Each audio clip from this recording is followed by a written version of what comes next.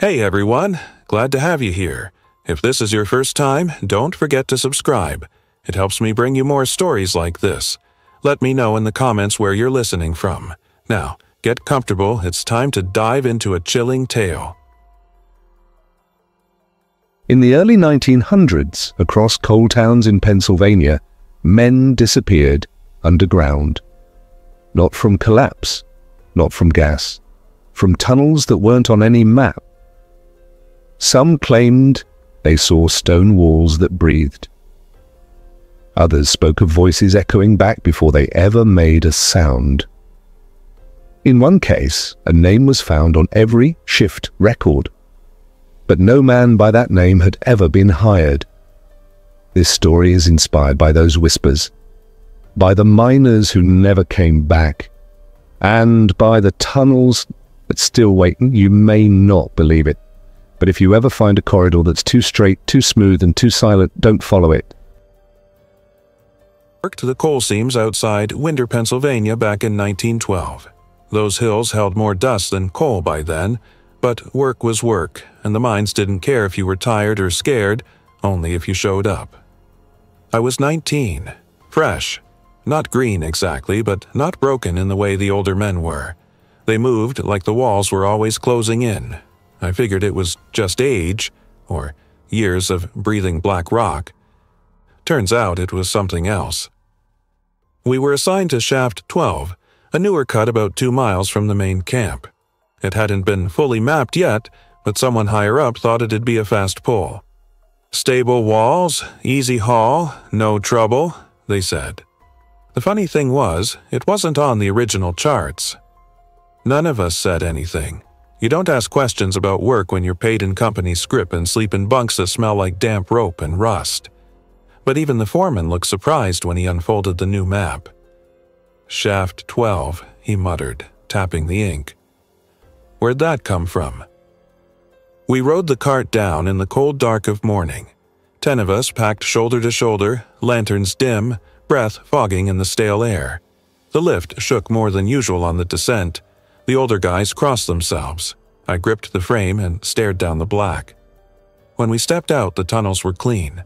Too clean. No soot, no dust, no rubble. Even the rail tracks were straight, no warping, no misalignment. Someone had done good work or rushed it, but none of us remembered the crew that cut this deep. No one had seen them. And miners talk. If someone breaks a wall that smooth, people know their name. But Shaft 12? No one had ever heard of it until the week before. We moved in with shovels and drills. The first 100 feet were quiet. Standard rock, a little soft for coal, a little too dry but not unusual. We sank supports, set charges, loaded carts, normal work. Then we found the first corner. Mines don't have corners. They bend, they twist, they curve because stone isn't made to be tamed in perfect lines. But this was a right angle, smooth cut, no tool marks, no struts. Like someone had drawn a tunnel on paper, then told the earth to follow it. I remember Hayes, one of the older men, spitting and muttering, "This ain't ours." He meant the tunnel. But I think he meant more than that. We pushed forward. The light didn't travel right. Our lanterns should have lit 20 feet. Here they barely reached 10. The shadows bent inward. The air was cold, but not like stone cold, more like cellar cold, old and unmoved. I felt it in my teeth. Then I saw the wall. Not ahead to the left, just past a split in the tunnel. A wall made of stone blocks, not coal, not shale. Something older, pale, sand-colored, fitted too perfectly to be rubble. We weren't near any ruins, no old forts, no native burial sites, just forest and rock. But this wall was part of something. It went up beyond the lantern beam and disappeared down into the earth. No mortar, no seams, no writing. Just one single, impossible thing. It hummed. Not loud, just under the breath, a low vibration in my bones. I reached for it. Hayes grabbed my wrist. "Don't," he said, "not here." We left that section for the night, but I couldn't sleep, because I'd seen something. Pressed into the dust at the base of that wall, a boot print. Smaller than mine, pointed inward. The next morning, the map was different. Not dramatically, just updated. That's what the foreman said. He unrolled the parchment, rubbed his beard, and frowned. "Looks like the surveyors added another branch," he said. "Must have been an old shaft someone reopened." We looked closer. The new branch was clean, inked in the same style. No smudges, no initials, just a new corridor, running straight from where we'd found the stone wall the day before. Only, we hadn't told anyone about that wall. No one had gone back. The foreman swore the map had come from the company office that morning, delivered with the bread and dry matches. He assigned us in pairs, said to be careful. If the tunnel connected to an older line, it might be unstable. I was paired with Grady, a quiet man from Tennessee who kept to himself. Never talked much, but always knew the right way to go in a collapse. We entered the new shaft just after noon. The temperature dropped within 3 steps. It was like stepping into a cave, not a mine. No dust, no moisture, no smell of coal. Just cold. Grady lit a second lantern. The light barely helped. The new tunnel was perfectly straight. Flat floor, smooth walls, the tools we brought, picks, braces, wedges, felt useless. There was nothing to dig. The stone here didn't want to be moved. It felt complete. We walked in silence for about 15 minutes. That's when we heard the footsteps. Not ours. Ours were steady. Crunch of boots, clang of tools. But this was softer, faster. And they were behind us. We turned. Lanterns raised. Nothing. Just the tunnel stretching back, black and narrow. Grady whispered, "They're not echoing." And he was right. Normal steps in a mine echo forward and back. These just stopped, as if the sound ended before the stone could catch it. We kept moving, slower now, listening between each step. Then we saw the mark. On the wall. A handprint. Low to the ground, small, with long fingers, pressed into the stone, not painted, not scratched, like the wall had softened just for a moment to receive it. We didn't touch it. We didn't speak. Grady took out a piece of chalk and marked an X beside it. But as soon as he pulled his hand away, the chalk line faded. Not rubbed, not smeared. It just faded. We backed out of that tunnel, quietly. No sudden moves. The others were waiting at the fork. They hadn't seen anything, but they looked pale. Hayes pulled me aside and asked, "Did you see the wall again?" I nodded. He nodded back. Then said something I didn't understand at the time. "It's not a shaft, it's a vein, and we just reopened it." That night back at camp, someone posted the work ledger on the board. Standard thing. Names, hours, section assignments. I skimmed the list. My name. Grady's. Hayes. Then one I didn't recognize. Callan Row Shaft 12, Sublevel B. I asked the foreman who he was. He looked confused. "That's you, isn't it?" "No," I said. "I'm Garrett." He checked his sheet again. There was no Garrett listed. Only Callan Row. I didn't sleep that night. I lay in my bunk staring at the ceiling, thinking about that name on the worksheet. Callan Row. It meant nothing to me. Not familiar, not a name from the crew. And yet, when I saw it in print, something about it felt close. Like a song you've heard before, but can't place. Like a dream you forgot, but the feeling stuck. The others slept in uneasy shifts. You could tell by the way they turned in their beds, slow, cautious, like something might be watching. Grady sat up once in the dark. Just sat, staring across the barracks, not at anything exactly. just looking. I whispered his name. He didn't answer. In the morning, we found his boots outside, neatly placed, side by side, facing the tree line. We searched the edge of the camp. No prints in the dirt, no drag marks, no broken branches. He was just gone. The foreman said maybe he went home. I knew better. We went back down into the mine in silence. No jokes, no songs, no idle talk. The elevator descended like a coffin being lowered. The air inside shaft 12 was different now, warmer, damp, like breath. Our lanterns flickered more than before. Not from wind, there was no wind down here, but the light shook, like it was being watched. Hayes said we should avoid the new branch. We agreed. Instead, we followed a side corridor we hadn't mapped yet, just a soft curve off the main line. Looked old, but natural. 5 of us walked. 1 stayed behind. His name was Becker. Big man.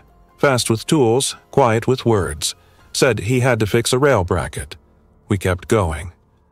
The new corridor was narrow. Moisture on the walls, pale streaks in the rock like something had once moved along it, leaving its mark.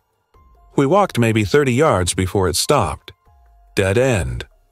Flat wall. But not just flat smooth. Like it had been polished. Like something didn't want us to go further. As we turned back, I heard Becker scream. Not loud, not long, just once. Then silence. We ran. Back to the junction. Back to the rail. No Becker. His tools were there, his pack. But no man. Just one thing left behind. A handprint. In the middle of the track. Pressed into solid iron. It was deeper than it should have been. The metal was bent inward. 5 fingers. Long. Not human long. Hayes stared at it a long time, then said, almost to himself, "It wasn't meant to be reopened." When we got back to the surface, there was another update to the map. A new tunnel, neatly drawn, perfect ink, no initials. Leading exactly from the corridor we just came out of. Labeled Shaft 12, B, active, and beside it, a note. Cleared by Callan Rowe. We weren't supposed to go back down. After Becker vanished, Hayes told the foreman we needed to seal Shaft 12, said it wasn't safe, said it wasn't natural.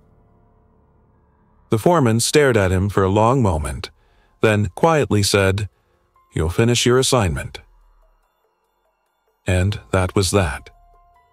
The next morning we went back in. Only 4 of us left now. The others had requested transfer or left during the night. No farewells, no footsteps in the dirt. Just empty bunks. The elevator groaned louder this time, like it didn't want to take us. The descent felt longer. Hayes checked his watch when we reached bottom. 4 minutes too long, he said. We didn't argue. The tunnel had changed again. The walls were damp now. Not from water, too thick, too still, like the stone was sweating. The wooden supports creaked under their own weight, though they'd been dry the day before. Lantern light bent along the beams, as if the shadows were absorbing more than their share. We followed the main corridor. Hayes marked the walls as we walked. White chalk every 10 steps. Except, when we looked back, the marks were gone. Not rubbed out. Gone, as if the wall had never been marked in the first place. Then the breathing started. Not ours, not each other's. The tunnel breathed. We didn't say it out loud, but we all felt it. That slow, rhythmic pressure in the air, like something massive, just beyond the wall, inhaling. Holding. Exhaling. We stopped at what should have been a dead end, but the wall was gone. In its place, an archway. Not collapsed, not cut, built, with the stone that didn't match the rest of the mine. Smoother, darker, with a shine like damp metal, though it felt warm to the touch. One of the men, Colby, stepped forward and whispered, "It's older than the mountain." Hayes grabbed his arm. "We don't go through." And yet, we did, because none of us could say no. Beyond the arch was a chamber, circular, perfect, like the inside of a bell. The floor was flat, too flat, like someone had pressed it down from above. There were no tools, no equipment, no dust, just stone and reflections. Because the walls were mirrors, not made of glass, made of something else, but they reflected us, almost. I stood in front of one, moved my hand. My reflection moved a second later. Not delayed, wrong. Then it smiled. I wasn't smiling. I turned. The others had backed away. Colby was whispering. I leaned closer. He wasn't whispering words, just breathing. Slow, measured, like the tunnel. We left the chamber. Didn't speak. Didn't look back. The archway was gone. Now only stone. Flat and seamless. Back at the surface, we didn't report what we saw.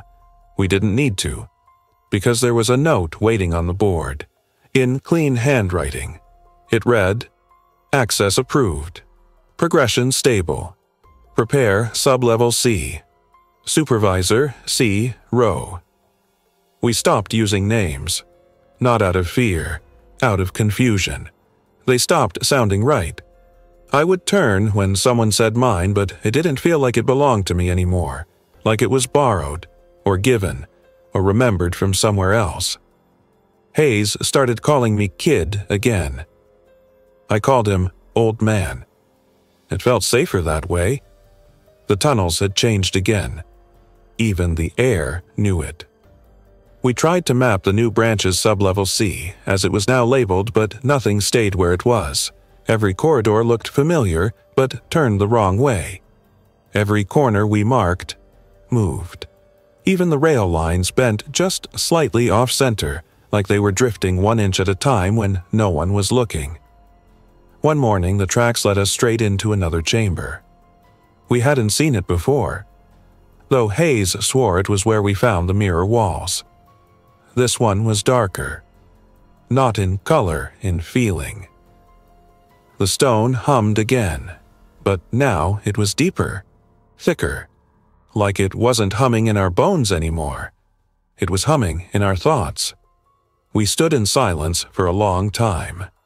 Then Colby asked a question that made my skin crawl. "Do you remember how we got here?" No one answered. Because none of us did.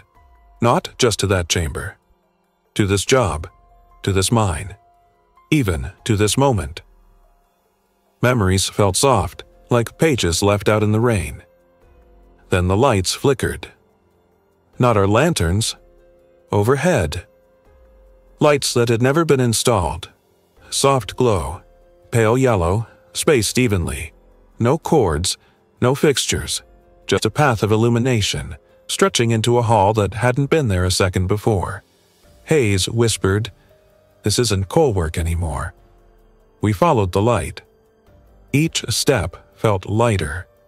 Not easier, just unrooted. I didn't feel my boots touch the ground. My breath was steady, but the air was thicker. The hallway curved downward. Smooth walls, same dark stone, the kind that held no dust. That's when I noticed the floor wasn't stone anymore. It was reflection. Not glass, not water, but it held our shapes. Only, not exactly. Hayes moved his hand. His reflection didn't. Colby scratched his neck. His reflection smiled. I stopped walking. So did my reflection. But only for a moment. Then it kept going. Further down the hall. Step by step. I watched it vanish around the curve. Then I heard it walking back toward me. I turned to Hayes, but he wasn't there. Just me, and the reflection, still walking. I ran, not fast, not wild, and just steady, measured, like something in me already knew running wouldn't help but standing still would be worse.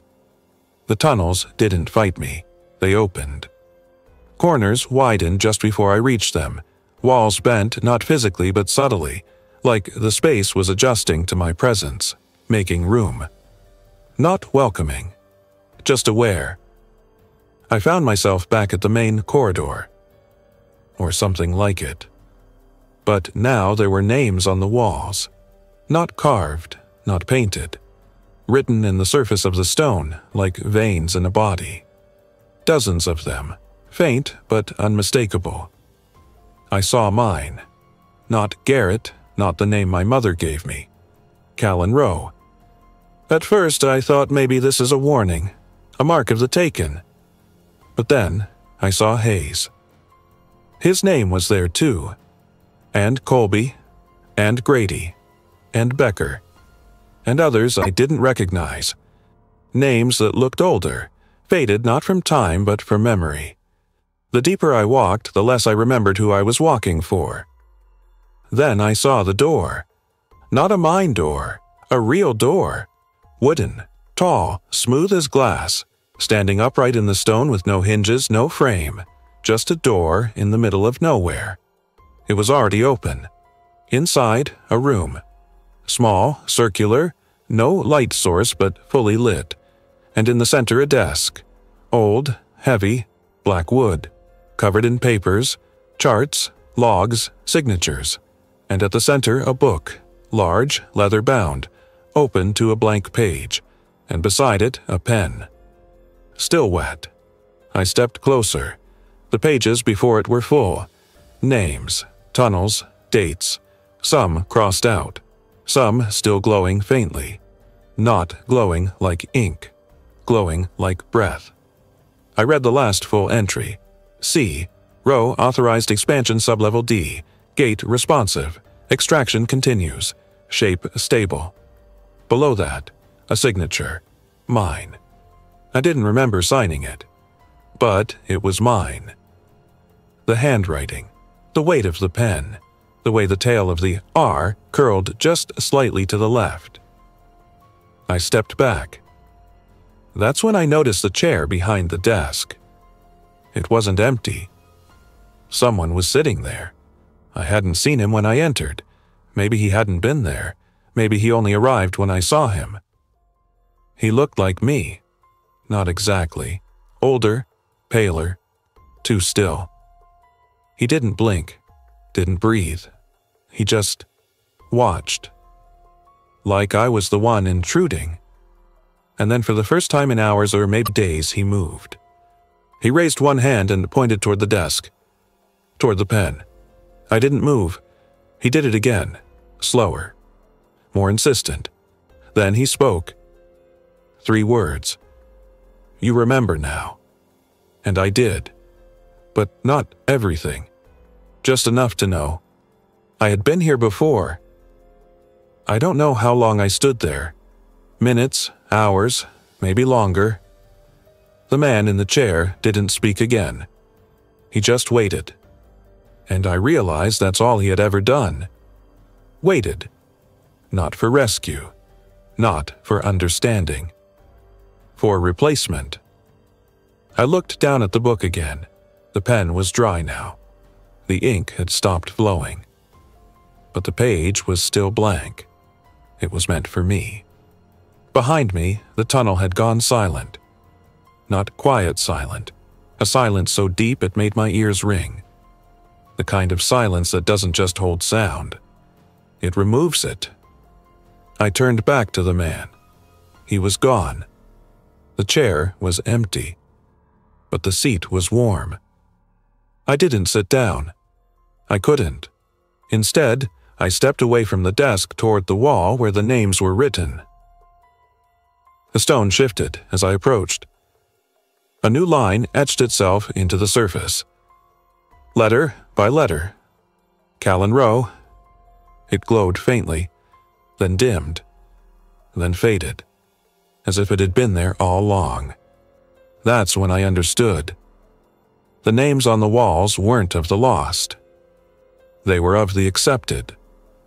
Each one a permission, each one a surrender. This mine wasn't dug. It was found. It was always here, buried not in stone, but in memory, a structure waiting to be inhabited, and every person who stepped into it became part of it. I walked back toward the tunnel, or at least where it had once been. The walls bent again, opened. And in the distance I saw Hayes, or someone wearing his shape. He stood at a junction, lantern in hand. He looked up at me, smiled, not cruelly, just knowingly, as if to say, "You made it." I stepped toward him. The light flickered, and when I reached the junction, he was gone, but the path was open, new, fresh, unsigned. I followed it, because what else could I do? Every echo that followed my steps sounded a little more like mine, and a little less like memory. I don't remember walking back. I just remember arriving at the surface, but not the one I left. The sky was the same color, but the trees were wrong, taller, closer, and the buildings near the shaft, they weren't wood anymore. They were steel, clean, too new. A man met me at the top of the elevator, clipboard in hand, polished boots. He didn't look surprised to see me. He said, "Welcome back, Mr. Rowe." I started to correct him, but stopped, because I didn't know what name I was supposed to give. He asked how far we got. I said, "To the end." He nodded, told me I'd been gone 3 weeks, said the others hadn't returned, said the records showed I had gone down alone. I didn't argue. He handed me a report to sign. I took the pen, signed it. The ink flowed easily. The R curled just the way it always had. That night, I stayed in a new barracks. Clean bed, fresh sheets, no other men inside. I didn't sleep. Not because I was afraid, because I didn't dream anymore. There was nothing left to remember. In the morning, I checked the work roster. There was only one name listed under Authorized Access Level D.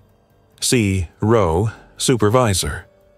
No shift partners, no rotation date, no relief crew, just the name.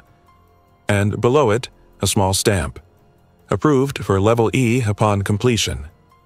I asked what Level E was. The man behind the desk looked confused. He said, "That part of the mine hasn't been built yet." But when I checked the newest map, it was already there. Drawn in ink that hadn't dried. No initials, no date. Just a tunnel leading deeper, marked with one word. Remembered. Thanks for listening till the end. If you enjoyed this story, leave a like and subscribe. It helps keep the channel going and brings more stories your way. Remember, the darkness is always closer than it seems.